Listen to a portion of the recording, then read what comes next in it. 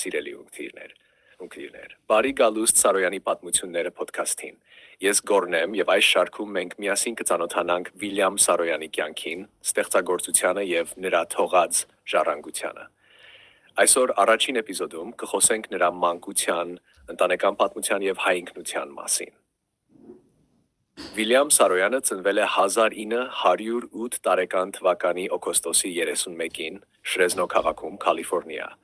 Նրա ծնողները Արմենակ եւ Թակուհի Սարոյանները հայ գաղթականներ էին Փիթլիսից, Օսմանյան կայսրությունից։ Արմենակը Սարոյանի հայրը, հոգևորական եւ բանաստեղծ էր, ով ԱՄՆ էր տեղափոխվել 1905 թվականին,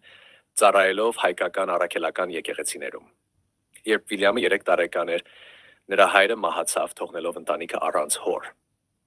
Հոր մահից հետո Սարոյանը, իր եղբայր Հենրին եւ քույրերը Զաբելը եւ Քոզեթը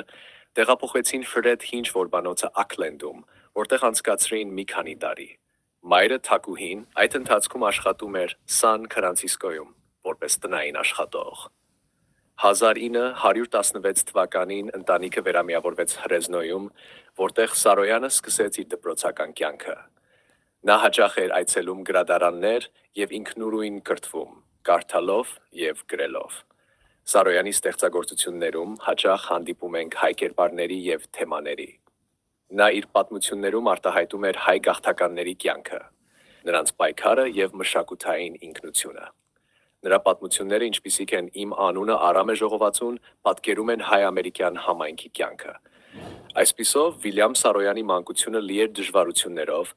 սակայն հենց այդ փորձառություններն էին, որ ձևավորեցին նրա գրական ոճը եւ թեմատիկան։